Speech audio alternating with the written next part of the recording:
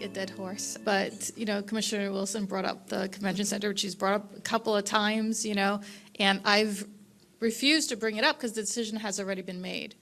But I will say, in the future, that's probably going to come back because we were not given all the information. I feel that should have gone back out for a more updated study because we looked at all the surveys, all the complaints was the parking. Like, I would actually love to see a parking garage, so at the convention center. Like, I think that would have been a good use of the funding to at least get us started in the right direction, getting more business. I was looking at it as a business. If you have other customers complaining about, something, which was the parking, then that's something we should have taken care of, but we didn't use the money for that. We used the money for something else. So I just didn't feel that we had all the information. There's more information I found. We weren't trying to compete, really, with the convention center. We're already competing very well with the convention center, but we didn't have that information from our so-called competitors to know that. I felt a lot of information was being withheld from us, and there could have been better business decisions being made on the spending of the convention center to make it more customer friendly. Also, what concerned me was that the person who, I forget his name now, didn't know all the answers, didn't know where the numbers were coming from. The numbers were all wrong. There were, like I said, not to beat a dead horse, but there were a lot of issues with how that went down. And I'm hoping that, and I hear that we are at least, moving forward in a better direction with these other projects, making sure that we are going to have the right information, that things are going to be done better. And, I know how much money that the city of Orlando does collect in their hotels for TDT, so it's not about whether I feel they deserve to get some of the pot or not. It's about how it's being done. There's other cities that are doing their contracts, and what they're doing is so innovative and creative and making sure that they break even, and they're doing a really good job with the way it's contracted, the way it's funded. But we here, I feel like we're doing things in a bubble. We're just getting information from these lobbyists, I'll say it, who want to make more money, want to, get more people in their hotels, all these businesses, and we're not getting this information about what other cities are doing, what other counties are doing outside of our area.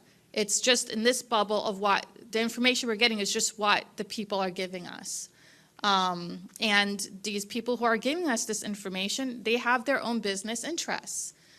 And, these business owners who are making this money, I don't know what they're paying their people, but we are one of the areas with the lowest wages, and people attribute it to our tourism industry. If the tourism industry is so great for our community, our wages should be a lot higher, not at the bottom. So, that concerns me. And I feel that there has to be a way that we could set these contracts and do things to improve our communities. We have to be more creative, more innovative, do more research on what other people are doing, get more ideas. We had someone here who was talking about, Maria Bolton, about the shelters, right? Well, I just learned that Visit Orlando is spending money on Brightline on advertising. Where does Brightline go?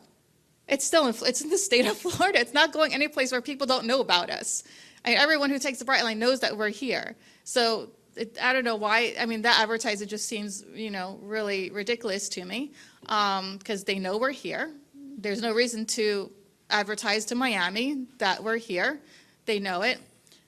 So instead of giving this advertising funding to Brightline, how about they advertise on the links where we do have tourists who are already here, maybe looking for other things to do. We could advertise Wekiva Springs there, or, I don't know. There's places in Orange County that's outside of the tourism area, our nature parks, that could be advertised on these links buses, right? To get these people to stay here longer, spend more money, see more of Orange County. And at the same time, that advertising money that Visit Orlando is spending on the links buses can be used to build more shelters. So, it's an indirect way, I guess, of using TDT to make shelters. But it's a creative idea. They're already using this money, advertising on Brightline. Why can't they advertise on the links, And so those are some things that we really should be thinking about. And, I really also want to look at the predictions of the amount of money we have is limited. And I feel that sometimes they're like, oh, it's increased by this much, it's going to keep increasing. Well, it's based on how many hotel rooms we have. So that's going to increase based on how many new hotel rooms we have, or the increase in the prices of hotel rooms.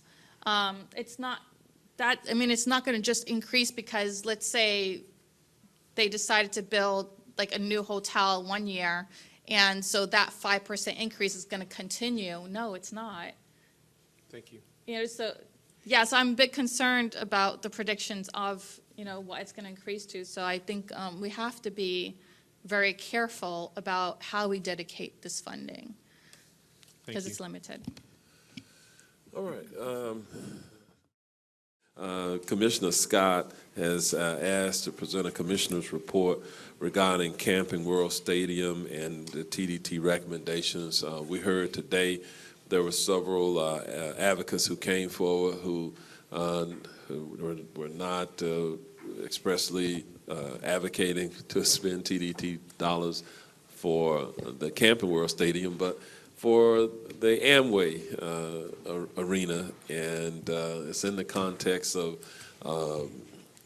the priorities that we will establish as a board and the timeline that we have to expend funds and the available capacity. So, Commissioner Scott, turn it over to you now.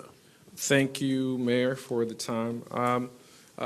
I first want to start by just sharing that, my goal in this report is to bring a perspective, give maybe a little bit more light to some of the nuances that might not be ordinarily available in a lot of the data and the things that we see when people come with their reports and their presentations. And so I hope that as we move closer to a decision point that we do so considering all the factors, the finite factors when we talk about numbers and data, but also the abstract factors when we talk about impact to individuals and families and organizations. Next slide, please. I'm going to talk about very briefly a human resources update and Camping World. Next slide. So there's a certain employee here that sent me this picture, so I thought I might add it to the presentation. I won't say any names, but to liven it up. Next slide, please. So during the budget workshop, various county departments talked about their challenges with hiring, and we have made what I would call leaps and bounds, like towards, pay, just quality of life recognition, and I think that's a credit to our new Human Resource Director, Dr. Best, and being intentional. She shared a training that I wasn't aware of that I'm going to take. And so just knowing that it's being done with intention. When someone leaves a job, whether it's the county or city, whether it's a private or nonprofit, they do so for a number of reasons that really can't always be articulated. But I think incumbent upon most is when people leave, we want to know why they leave, not a survey, but a conversation. And so figuring out who is the best individual or individuals or group that can pull that information that we need to make ourselves a better organization.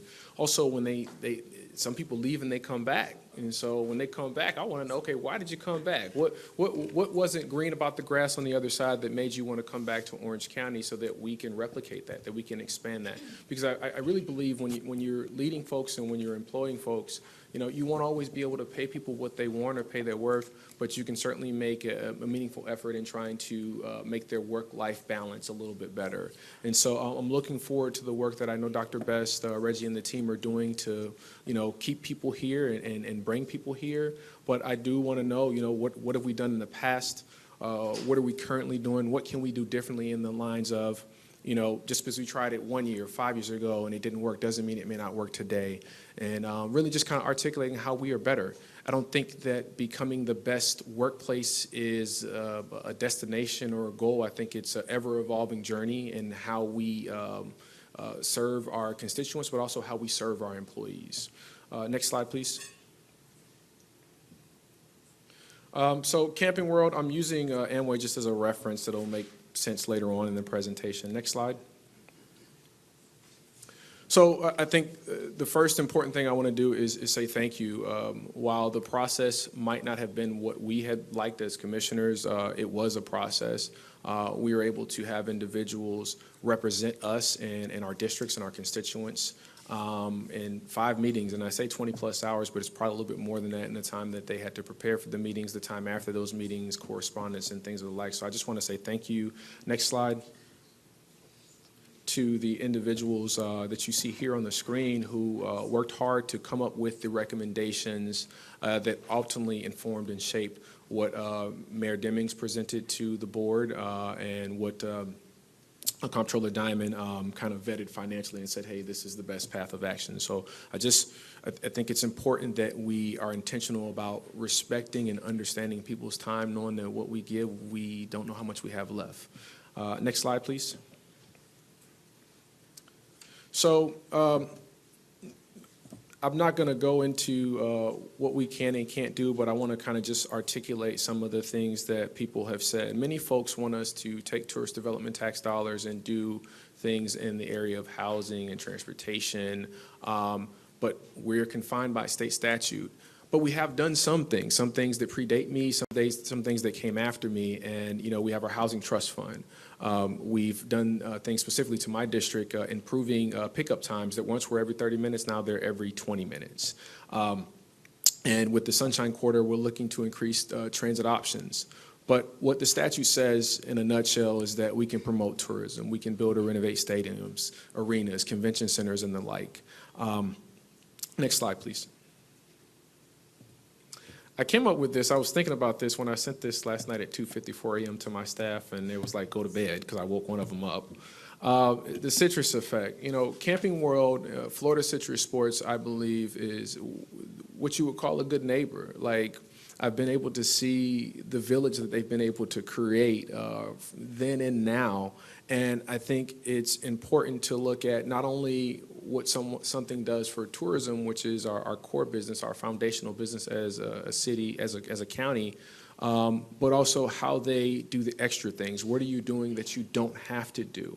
And so I look at all these partners, Elevate doing mentoring, Lift Orlando, Heart of West Lakes building, things like that make me proud to have Camping World in my district, proud of the things that Florida Citrus Sports and the many partners have done to increase the value and the lives of the folks that live over there. Next slide, please.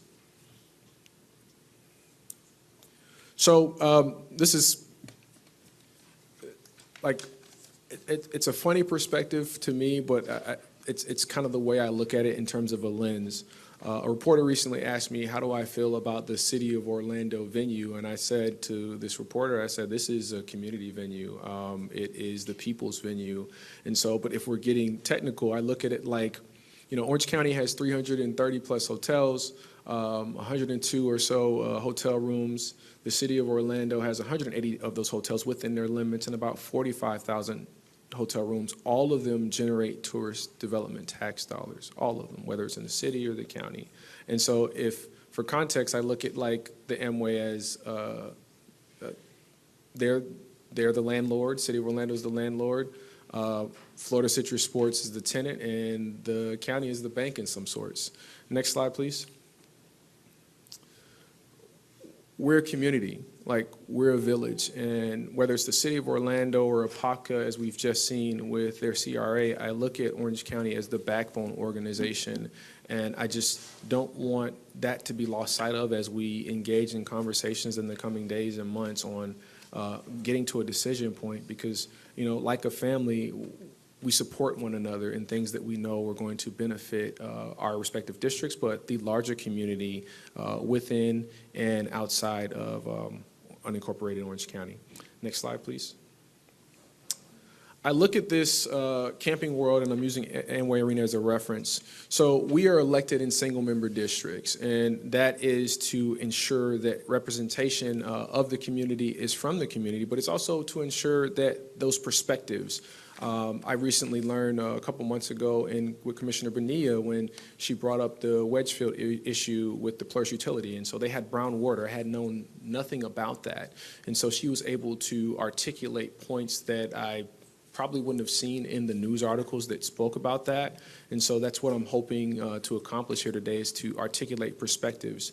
You know, while this list isn't all inclusive, it's respective of things that I've experienced. And so I've seen Florida Citrus Sports and Partners buy a new electronic scoreboard and put it up for the students. I've been to the Classic. I've been to a number of bowl games. I've been to soccer games and concerts. My first soccer game actually was at Camping World Stadium. And likewise, at the Orlando Arena, I've done things with the Magic program called Magic of Mentoring. As a Boy Scout of 33 years, we attended the Golden Eagle Dinner, I've been to the Battle of Bands concerts. And so I don't think the impact that these venues, specifically Camping World, but Amway, because it is, you know, in my district and not far up the road, benefit our community. Next slide, please. So I say let's recognize the good, because in any decision point, there are going to be things that you don't like, things that you like, things that can be improved on. But I want to focus on the good. What you see here is a community that I used to go to barbecues in. I used to hang out with friends and play spades and then get kicked off the table because I'm not good at playing spades. And they didn't want to play Go Fish or Uno. Next slide, please. To a thriving community. Many people who lived in the previous apartment still live in that same area. You know, you look at any community anywhere in this country, and folks talk about when you build something new, they're gentrifying the community. They want to move the people that live there out, jack up the prices, and displace folks. That's not happening in District 6, and it's not happening in the ecosystem that is Camping World Stadium. Next slide, please. These are a number of projects that have happened, but the two that are unique for me is the Early Learning Center, where you're able to invest in our young people. I think a lot of the challenges we have today with young people stems from just not having a good foundational understanding at an early age. But also, when you look at the Heart of West Lakes building, I think for those who might not be familiar with the area or the property, there used to be a funeral home there. And so I think it's just so significant that a place where life once ended is sustained, because we have medical care, we have a mentoring program in there with Elevate, you have a pharmacy, you have opportunities for insurance, a restaurant. I've had a couple of joint community meetings with Commissioner Hill there. And so I've seen the growth. Next slide, please. So as I close, what I'm looking for from my colleagues very directly is how can we as a community move forward? What are we missing to get to a decision point? And while, depending on what side of the argument you're on when it comes to the uses of tourist development tax, whether there may or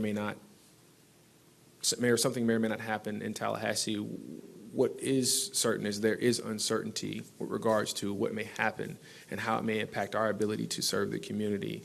And so I hope that as we talk here and we learn more specifically what is needed to close the gap in making a decision, but we also know that we might potentially be on a time clock. We don't know what things may happen that may have an impact, but I want to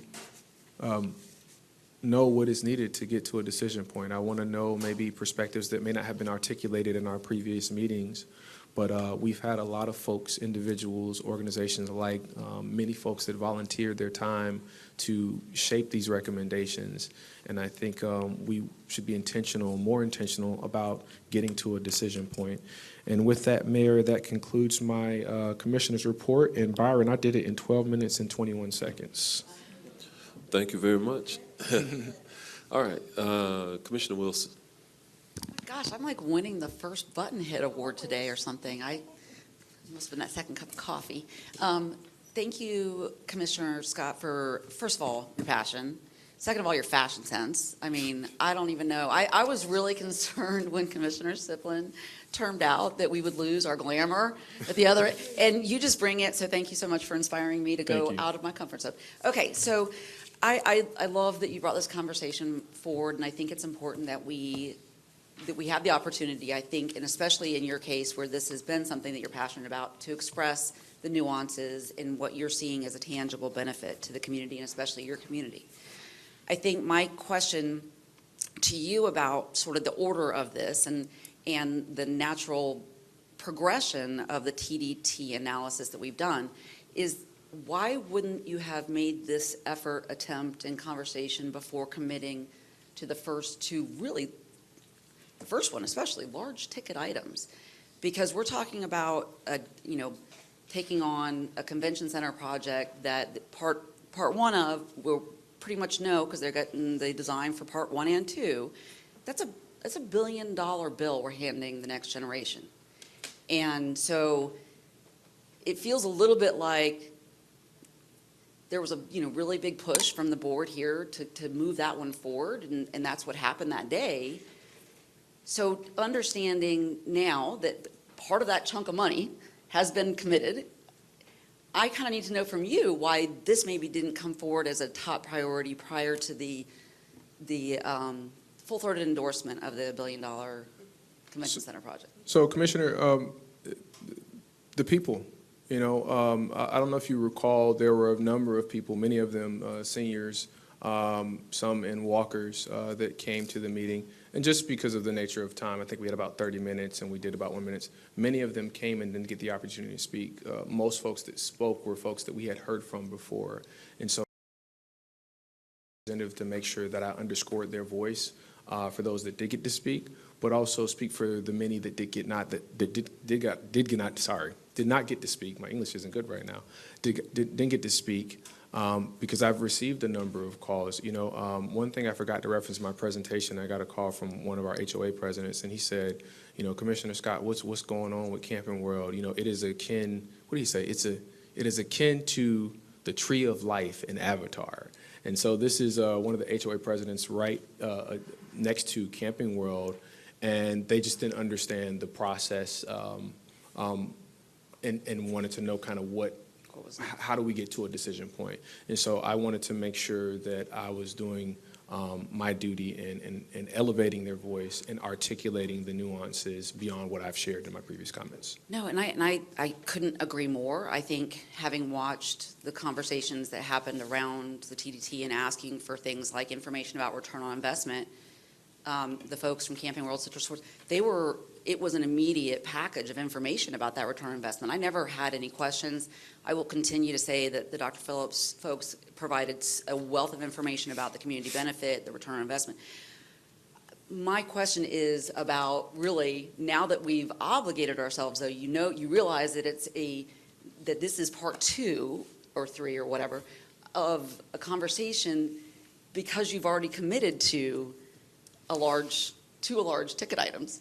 And so knowing that we don't have that much, that we are now more limited, my concern is, would this have been better serving this community had you brought it up before the vote for the convention center? I think that was my biggest concern, because the convention center piece of this commitment is substantial and will continue to be substantial for years to come. And I want to make sure that if you hear hesitancy on my behalf about moving forward any other commitments, it's because we have to hand this bill over, right? This is going to be debt for the future. And part of it's been obligated. You did it. Does my concern kind of hit the... So yes, okay. I do understand your concern. And the other part to it is, so what you're sharing now is a little bit more detailed than what we've been able to share with time. And that is the hope, is me to get maybe a re-emphasis of the perspectives you all have shared, or maybe nuances that weren't articulated just because of the time. No, I've been pretty vocal about my concern about not understanding the return on investment on the convention center project, whereas I really felt pretty strongly that I got all the information I needed about the other entities that asked. Whether I would have put them in that order or not is sort of irrelevant, but we have now obligated ourselves to a certain percentage. So understanding that, it makes it more difficult, because I do really believe that Camping World, I see the benefit. I want to make sure that you understand that I am ready to say that they are willing, a great partnership for our TDT tax dollars.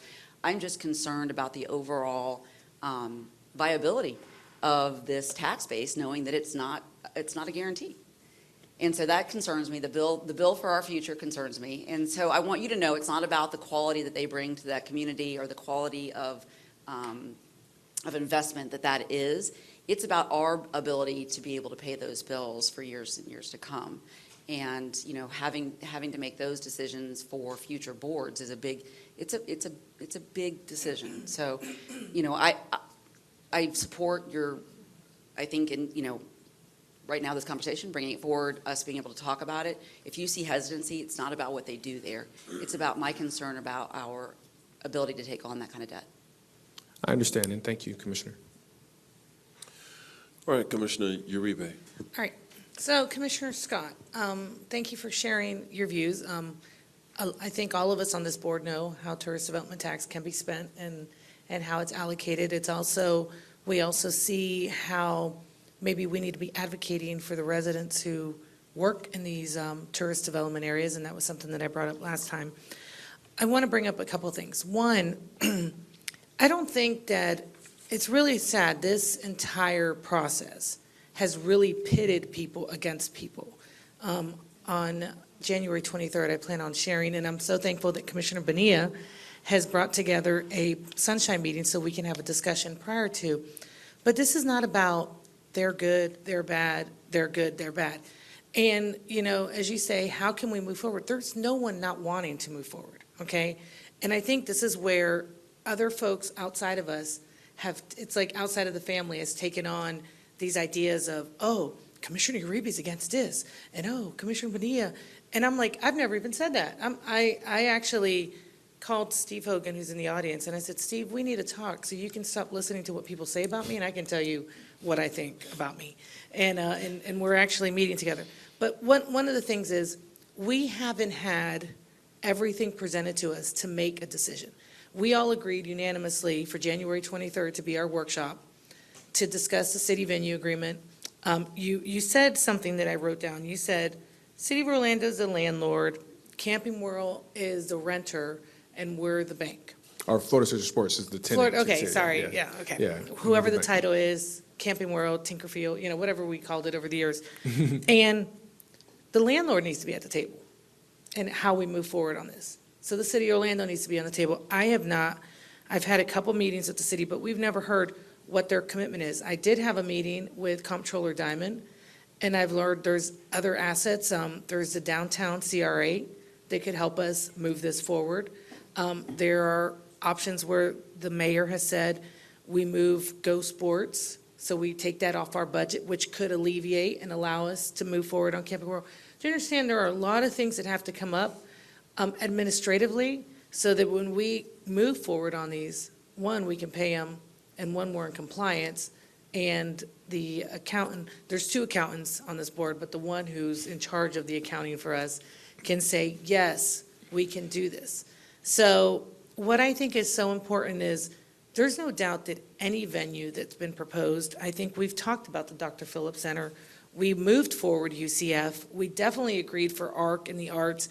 And I think there's discussion about us adding more to ARC so we can actually do things that directly affect our communities, from the film industry, from the Eatonville community, from Pulse, things like that. So I just want to say I'm not ready to make a decision today because I don't have all the information. Oh, no, I wasn't asking you to make Yeah. a decision. But I want you to know that there is not, and let me just say something very important here. Camping World, or Florida Citrus Sports, or however you want to title it, contributes to TDT, and they deserve to have a fair share of TDT. And I don't want this conversation to make you think that that's not the direction we're going in. What we, as a board, collectively unanimously voted on is we want to know what the terms of the contract are. That's the best way to describe it. What we can afford, what we can do, who's going to be responsible? There is a city venue agreement that's been amended 4 times since 2008. I have all four.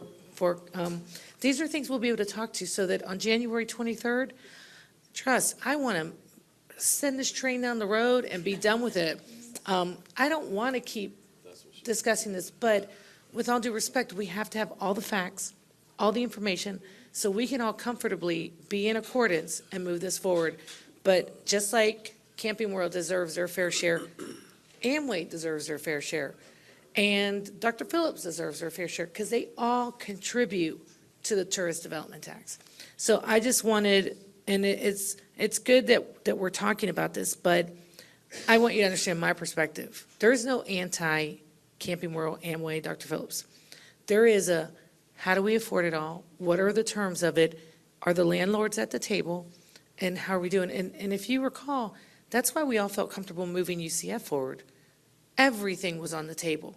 What they're going, how they're going to match it, how they're going to do it, how long it's going to take, it's shovel ready, blah, blah, blah, blah, blah. And I think that should be expected on this. So I hope between now and January 23rd and our Sunshine meeting on the 16th, we will have all of that information, including the comptroller's comfort in moving us forward, and we can vote on it and go with this. But I just want for the record to say, there's not a venue that is up that hasn't contributed and rightfully so deserves some of the fruition to make their venue better. And I look forward to having that data. I've got all 4 amendments of the city venue agreement dated from 8, 12, 16.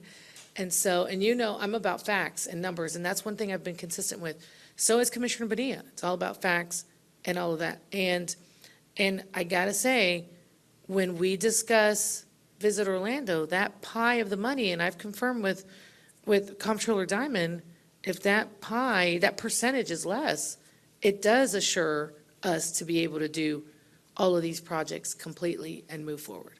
And so I think that that's where we need to be, but I think that how can we move, as a community, move forward? We are.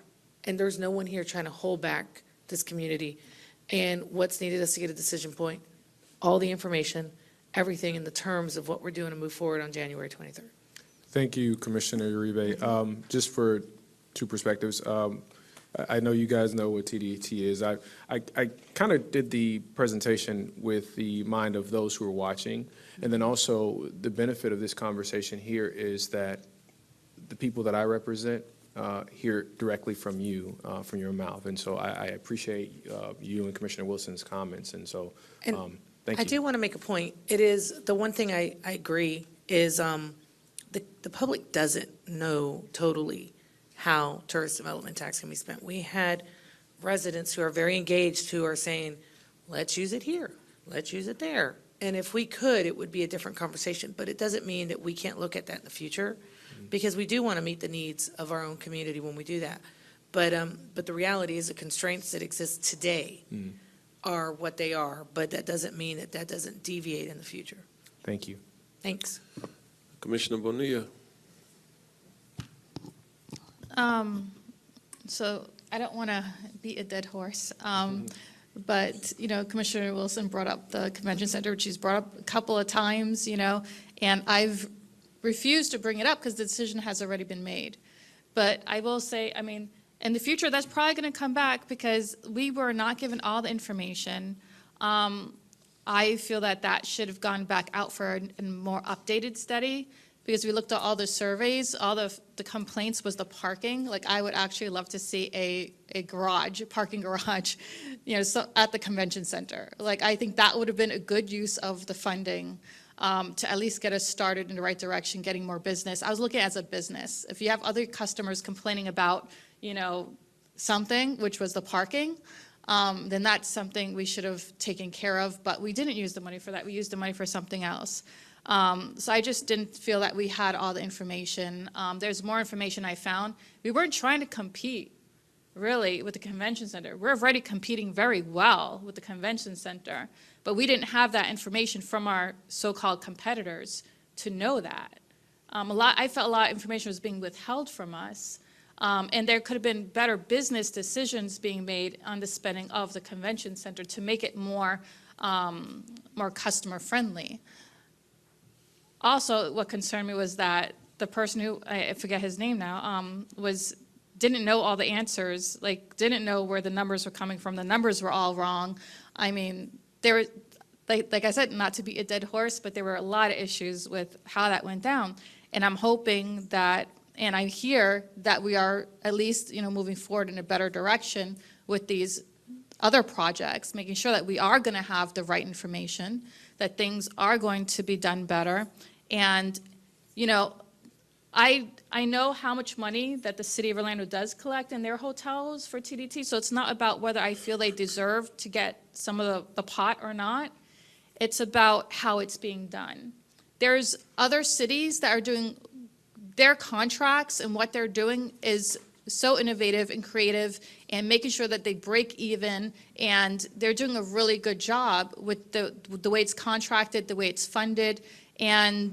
But we here, I feel like we're doing things in a bubble. We're just getting information from these lobbyists, I'll say it, who want to make more money, want to, get more people in their hotels, all these businesses, and we're not getting this information about what other cities are doing, what other counties are doing outside of our area. It's just in this bubble of what the information we're getting is just what the people are giving us. And these people who are giving us this information, they have their own business interests. And, these business owners who are making this money, I mean, I don't know what they're paying their people, but we are one of the areas with the lowest wages, and people attribute it to our tourism industry. I mean, if the tourism industry is so great for our community, our wages should be a lot higher, not at the bottom. So, that concerns me. And I feel that there has to be a way that we could set these contracts and do things to improve our communities. We have to be more creative, more innovative, do more research on what other people are doing, get more ideas. We had someone here who was talking about, Maria Balton, about the shelters, right? Well, I just learned that Visit Orlando is spending money on Brightline on advertising. Where does Brightline go? It's in the state of Florida. It's not going any place where people don't know about us.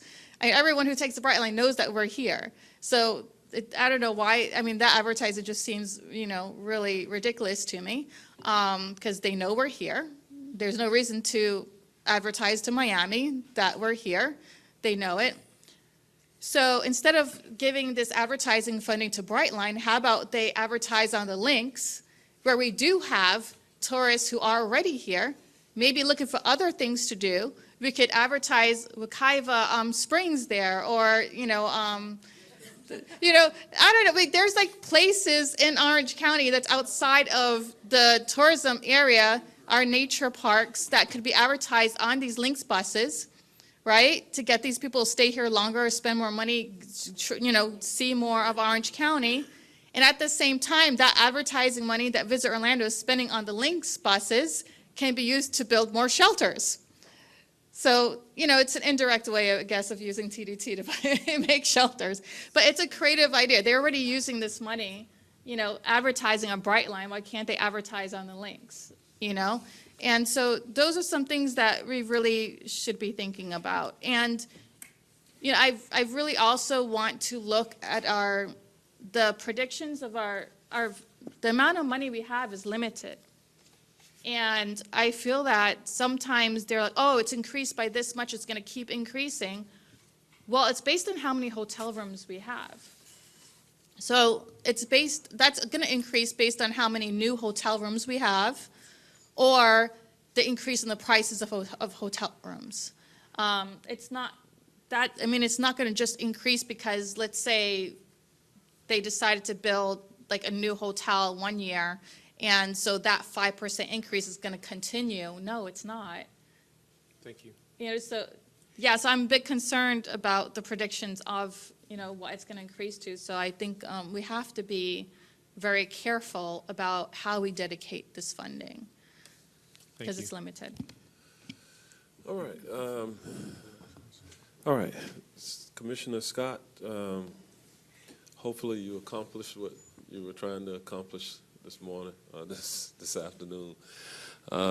You've heard from your colleagues. At some point, we do have to make some decisions, and hopefully we will. Really, Commissioner? I just want to, really quickly. Go ahead. It actually was just, we didn't really get to spend a lot of time on the HR piece of this and the retention piece. I thank you also for bringing it up. I know these were two very different discussions. I feel better knowing administration, mayor, that we're talking with the firefighters union, that, you know, that retention and making sure that we're able to compete, obviously a priority in our health and safety or safety sector.